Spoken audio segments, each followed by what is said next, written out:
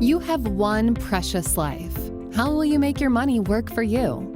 It's time for Sage Money Conversations, where your financial happiness and confidence are always the subject.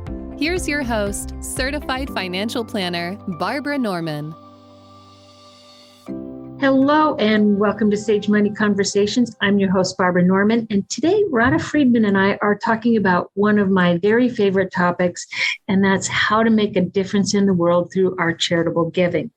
Radha is a philanthropic advisor who helps us to identify our values and how to find those organizations that do have the greatest impact in the world. I love the experience that she brings to the table and the story she brings to the table because she brings to light a lot of the problems in plan giving and shows us, she gave me a really good perspective on how to change my thinking on things. So stay tuned. If you are into plan giving, if you are into making a change in the world, this is your time to learn how to do that. As always, you can learn more by going onto my website, Sage Path Solutions, and click on the Learning tab or set up a conversation, and we can talk more about how you can create a financial plan that brings joy and purpose to your life. So, Radha, welcome to the show. I am super, super excited to have you on today. But tell our listeners, before we even jump in, what is a philanthropic advisor? Well, thank you so much. I'm so delighted to be here, and I love talking about this, so this is wonderful.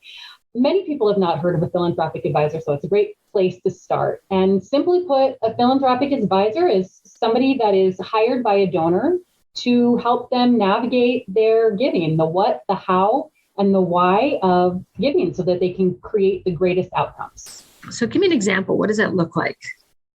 Well, there are lots of different ways that a philanthropic advisor can help you depending on what your goals are. So they can help you create a strategy or a plan for your giving throughout the year. Sometimes you're getting all kinds of odd requests from lots of different organizations and you feel like it's very scattered. And so you're wondering to yourself, is this the most effective way to be giving? Philanthropic advisor can definitely help you with that. Sometimes we can also facilitate conversations among families. So this is true whether you're giving as a couple or you're giving as a family, sometimes a multi-generational family. I spend a lot of time talking with families about the best way that the family can collectively give together. Because as you can imagine, with any kinds of family dynamics, sometimes the older generation and the younger generation don't agree on the best way to go forward and have really radically different views. So sometimes it's helpful to bring everyone together around the shared goal and what unites them. We can identify giving opportunities with other aligned funders sometimes, or new opportunities that you might not have heard of. We can just help you carry out your plans by giving through different investment vehicles, even sometimes stepping in almost as an acting executive director. And we can also help coordinate with financial advisors or estate planners to make sure that everything is happening in a really integrated way. Okay, so are you willing to play with me a little bit? Yeah. Okay, let's just say that we've got a family around the table and we're going to write our family mission statement. And I know that your passion is women. So let's say we've got mom and we got a couple of daughters who are on board with this. Maybe not so much the husband, and maybe the sons are just totally disengaged. And you've got to bring generations together, the family together. When you sit down with a family and you start talking about, what is your family mission statement? What kind of an impact on the world? Tell us kind of what those conversations or those questions look like. Like, how do we draw people out and help them identify it? Ooh, that's a huge topic. There's actually a really wonderful group that specializes in just this one aspect of philanthropic advising. And I'm happy to share the link at the end of the episode so you can look further. They've developed a set of cards that help generate conversations among different family members that really help them to go from extremes to focusing on what is it that we all care about and that we share in our family values and that we want to do. Because just like any other issue, people may align on the goal, the destination they want to reach, but they have radically different ideas about what vehicle they want to get and what route they want to take to get there. So that's a really good starting place to bring everyone together around the shared values and the kind of impact that you want to make. Do you find with families that maybe it started out as a trauma down the road or an injustice in their history? Like, what are some of the things that people light up about and why? Well, often people give for reasons that are very personal to them. It has to do with their own family ancestry or a very personal life experience that really means a lot to them. And they'll focus their giving around that. And as families, if they're giving in that way, go on generation after generation, sometimes the next generations are a little bit more removed from that initial cause. So they may not feel that same heart tug of why that issue was important to give to in the first place. And I spent a lot of time last year actually working with a group of next generation donors who had inherited wealth from others in their family, but had really radically different ideas about the best ways they thought to give because they were very versed in a lot of the new social justice movements. And so it was a lot of difficult conversations among the family to talk about ways that things have been done, not necessarily always being the best ways they should continue to be done. Well, you bring up a good topic. So, compared to 20 years ago, how have things changed in that way? And I would imagine the next gen has a lot to bring to the table in terms of ideas. So what's changed? What's new? There are lots of things that are new. Some of them have to do with the ways and the investment vehicles that people use. I would say 25 years ago, people were not thinking about aligning their investments with social impact along with the charities that they were giving to. So here's an example. I worked with a foundation that was really passionate about climate change and climate justice. They wanted to be really good environmental stewards. And all of the grants that they give are towards furthering and fostering and taking care of the environment around us. But the investments that they were using to grant from were in some funds, in some big companies who I won't name, that when you did a little bit of research on them, were actually invested in other fossil fuel companies, had ties to companies that were helping to burn down the rainforest. So one of the things that we talked about was, let's just get everything aligned so that you're not working at cross purposes, so that, the place where your money is invested in order to make grants from is serving the same purpose that you ultimately want to reach. That's one thing. How cool is that? Like, I watch my kids, and one of them in particular, who she's like, Mom, we can't rely on the government to change anything. We're voting with our dollars. And she will refuse to do business with companies that don't treat their employees well. So I love the ideas that the next gen bring, and like how intuitive you to go in and say, look, you're invested in these investments that are generating income and you're canceling others out. I didn't even think about that. So that's pretty awesome. Mm-hmm. There's one other thing that has been really burgeoning in the last couple of years. It's a new field that's called trust-based philanthropy. Mm-hmm. And this is the idea that for a really long time, donors have, by the fact that they hold the wealth and the nonprofits need the wealth, held the majority of power in the relationship.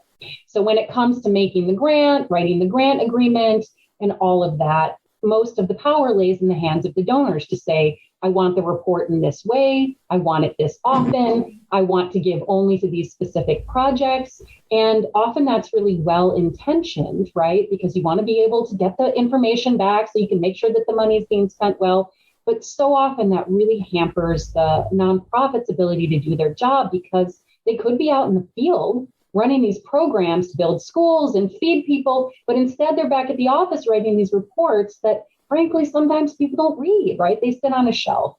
And so it's really been a movement to think about how can you place more trust in the organizations that are doing the work, because the people who are closest to the pain probably know best the best way to address those issues rather than people who are somewhat removed, who may have never even been in those communities. So this has really been prominent. Yeah, as I hear you talking about that, all I can think about is Melinda Gates, who's on the forefront of that.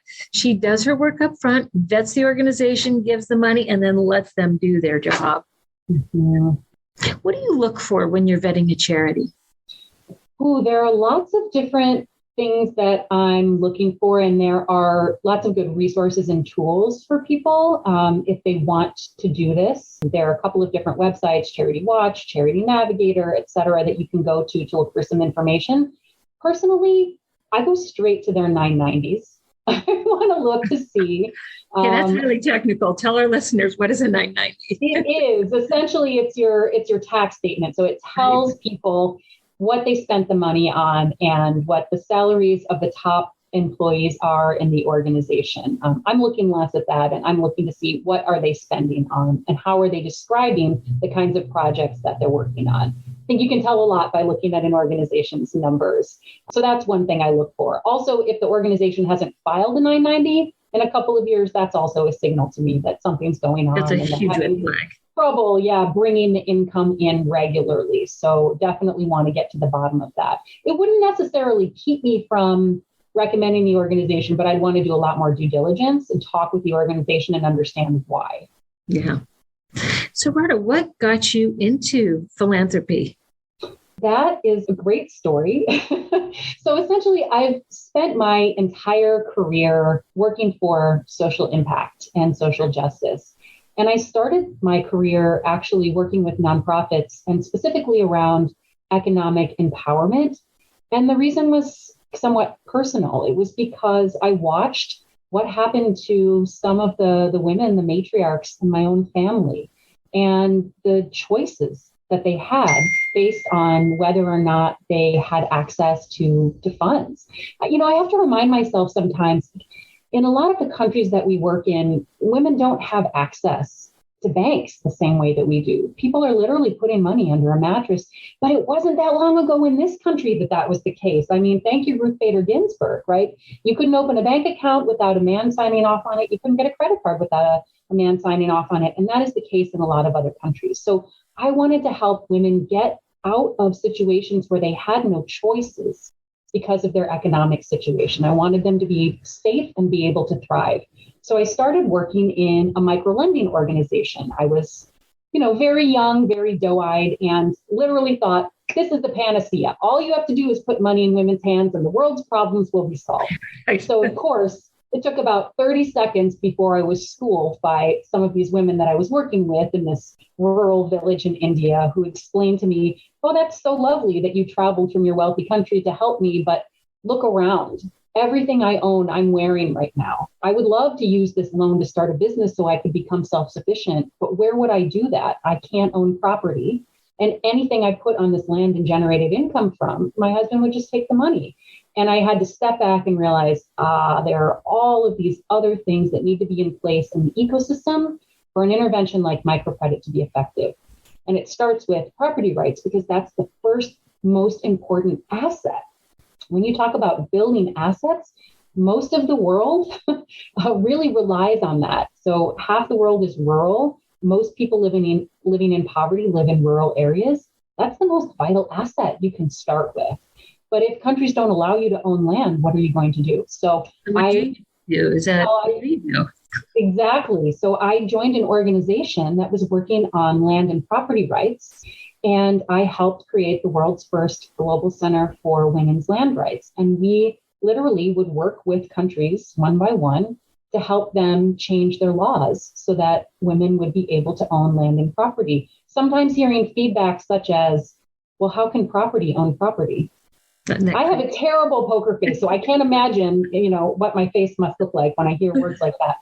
But slowly this is changing. However, I realized while doing this work, we also really need to change the culture, because it's not just in the property rights laws. It's everywhere. Even if you look in our banking institutions in the United States, 85 to 90% of people working in the financial industry are men. And so we need to be able to normalize it, to have conversations about it, to break those taboos.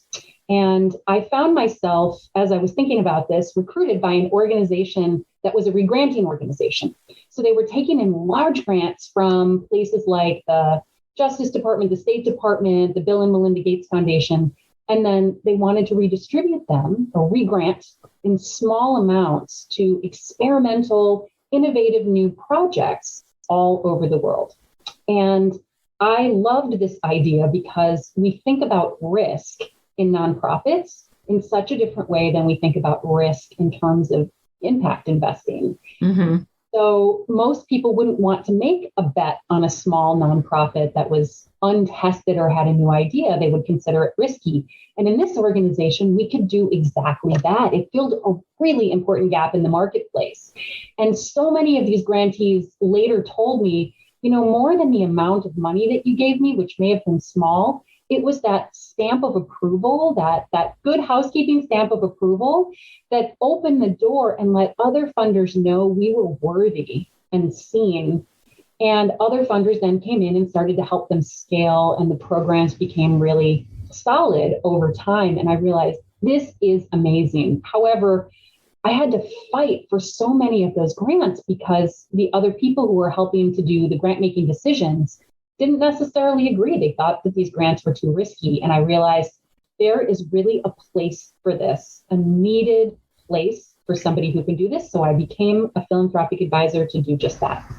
And you know what you're saying is so true. I've been involved in so many fundraisers where it felt like, our little $5,000 or $20,000 was nothing. But then they'd come back a year later and they say, you don't understand. That small grant allowed us to do X, Y, and Z, and we got a bigger grant and a bigger grant and a bigger grant. And you're right, it is risky. Maybe the project fails, but there's those that do succeed. Mm-hmm. And Radha, I feel you're reminding me of a conversation I had with his Catholic priest in Africa, and he's won all kinds of awards for the work he's done. And he says, I'm so tired of people coming into Africa and building wells. Mm-hmm. Because people have this intention of doing good, and they come in and they build a well, and what they don't realize is that people get territorial over that well, and it becomes a killing field. Like they start killing each other because they're trying to get water. And it's like you said, you got to understand what's going on culturally before we go in and start trying to affect all this great change. And it sounds like you're an organization that's very thoughtful about, is this feasible? Absolutely. You're so right. This is a really big conversation in international development, that it's a situation where people come in again with good intentions because they want to help build, but they didn't ask the community what they wanted in the first place. So you can build a well. I have a friend who does exactly that. He's a Maasai chief. He lives in Kenya. He's working on getting water because he's part of the community and he knows that's what they want. But in another community, you can go in and assume that that's what people want and build a well and come back and find that nobody's touched it. Why? Because the women liked that time when they went to the river to gather water. That was the time when they got to talk with one another and problem solve with one another. That was the second story he had. He said, we put in a well for the women because we felt sorry for them. And they were mad because they liked getting out of town and having that social time. That is exactly right. And I've seen this in big projects as well. This was a conversation when I was doing some consulting with the Bill and Melinda Gates Foundation that they had about a hygiene and sanitation project where they had gone in to build bathrooms, essentially. They wanted to create better hygiene, but they hadn't asked the women about their input on this. As a result, they put these bathrooms very far away, and the women considered it too dangerous for them to get there. It was too far from the homes. They risked being attacked on the way. And so again, they weren't used. Similar project a few years ago with the Food and Agricultural Organization at the UN. They sent all of these new farming tools for farmers because they thought it would be really helpful. When they came back a year later to check on progress, those tools were shiny and untouched with the red ribbon still on them. And they said, what happened? I thought that you could use these tools for your farming. And they said, those tools are for men. They're very long. They're very heavy. We are squatting in the fields with our children on our backs. We need short tools. If we use something like that, we would smack our baby in the head unintentionally. So you need to ask us what we want. And this gets back to what I was saying about trust-based philanthropy. It's really thinking about how the people who are closest to the issues, the most important and valuable knowledge, and really valuing it. And so, Radha, if someone actually wants to do some giving, like where do they start? And I know, well, your passion is women. So, okay, so let's play with this again. Let's say that, what are some of your favorite projects for women right now? Oh, I have so many. I probably have 100. Okay, what are your top three favorites? Narrow it down. But here's where I would start. I would say no matter what issue you are passionate about, whether it's climate change, whether it's clean water, whether it's access to education, access to healthcare. I've been doing this work for 2 decades. I worked across 60 different countries all over the world. The universal truth that I've seen is that when you invest in women and girls, your money goes farther, the impact is deeper, and it creates a ripple effect of benefits. So I would say, no matter what the issue is, look for an organization that has women in leadership, that's talking with women, and you will find much better impact. I also think it's really important to think about what your values are and how you can align your values with the work that the other organization is doing, and really map out a strategy. So you can give to 50 different kinds of organizations if you want, but really think about what would be most meaningful for you. If you could make the greatest difference this year, what would that look like? What would it take to get there? And then I have tons of suggestions for you, depending on what your interests are, that I'd be happy to talk about. So let's just say that I wanted to work with women in poverty in the U.S. and I want to help them get started in a business. It doesn't matter what business. It could be farming. It could be, sewing, manufacturing. Like we have a huge need for seamstresses in the U.S. So how would I even get that started? Mm-hmm. Let's say we want to do a seamstress for impoverished women in the U.S. Yeah, so this is exactly why it's really helpful to have a philanthropic advisor, because obviously anybody can do this research themselves, but most people, for the same reason that you would hire somebody to help you with your taxes or somebody to help you with your estate planning, so you're not doing this on your own, we have a good sense of what the issues are. We have a good sense of the giving vehicles, and we can do this for you faster. So this is a great example. So I know many networks of organizations that are in touch with community-based organizations that are women-led. First of all, there's an umbrella organization called the Women's Funding Network that's national.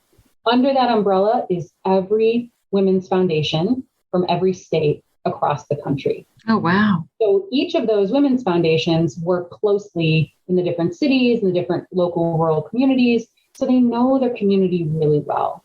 And they have relationships with those organizations. So if you were looking for a starting place, that's probably where I'd put you. I would say start here, and we can start thinking about what your values are, what's most important to you. And then I can also share with you what are some really important strategies for effective giving while thinking about doing that. So whatever organization you choose, I would probably advise offer flexible, unrestricted giving. So in other words, don't earmark it to a specific project. If you can, let the organization use it in the way that it can best, because otherwise what happens is they are making choices about whether to keep the lights on or to invest in a program. And I would ask the nonprofit, what do you need most right now? We really love the work that you're doing. This really speaks to us. What's the best way that we can help right now? And then finally, I would just say, look for some systemic issues that are going to lift all the other boats with your giving. So if there's a big conversation that's happening around racial justice, find an organization that's specifically working with Black, Indigenous, and people of color, women who are trying to get into the seamstress industry and are looking for entrepreneurial support. It was a long sentence. But that was perfect. That was a perfect example. I love that. Do you find women's organizations, and I think about like in my own community, there's so many women and they love to do things, but do you ever find, I'm thinking about putting women together to adopt an organization. How does that get spearheaded? I'm sure people do it. There are lots of great resources around this. Great question. So one thing that is really interesting is the difference in gendered giving patterns. So there's actually a school at the University of Indiana University, I guess they say it, that has a specific school that is looking at women's philanthropy. So they've started over the years to track how different genders give differently. Mm-hmm. And women are much more likely to pool their resources together and use a giving circle. Now, you can say maybe historically that's because women on average are making less to the dollar than men, so they have less money to give and it's more effective when they pull their money together. But I also think there's just a difference in wanting to come together and talk through the issues like a book club, to really think through together, what's the most effective thing we can give to? Have you heard of this organization? What do you think about giving to them, and make it a more sizable gift? There is a group, I'm struggling to remember the name right now, but I will soon, that really specializes in what they call democratizing philanthropy by putting together giving circles. And they will help you with the resources to do that. So where would someone go if they wanted to create a giving circle? So that's the organization that has the tools to do that. But you could also reach out to any of your local women's foundations. So again, there's one in every state, and they would also have resources on that for you. And if they don't, I have resources on that for you. And each foundation is different. So they each have a different price point to enter. There are also organizations. There's an organization called Impact 100 that has chapters in different cities. They have a slightly lower barrier to entry. So while one foundation might say everybody has to start with, $2,500 or $5,000, this organization would say it's only a couple of hundred. So I can help you find which organization might be the best fit, but there are lots of different giving circles to choose from. I love that. And you're making me think. You're really making me think. You've opened my eyes a lot. I'm thinking about all these little automatic deductions I have going out of my checking account every month. And it's like, well, shoot, why am I not going back to my values? Why am I not thinking about specifically who I want to benefit and then going to that place with it? And I've also heard, Radha, too, that sometimes it's better to not give a bunch of small ones, but to give a larger donation to someone in particular, because I'll have a greater impact. Is that true? Well, I think that really depends. I think, in the last couple of years, with everything that's happened with COVID, things have been a lot more uncertain for many nonprofits about where they'll get their next check and whether they have the resources they need to take care of the community because the needs are greater. I think if you have a set up recurring donation going to an organization, I think that is one of the best things that you can do because they can really rely on that income. Over time, all of that adds up and it's very impactful. You don't need to give it to them all at once. So I think it depends on the situation. That's really good feedback. I appreciate that. Thank you. You're doing it right. You're doing great. I'm enjoying this conversation. If you had one piece of advice or a few for our listeners who are thinking about giving, what would you say to them?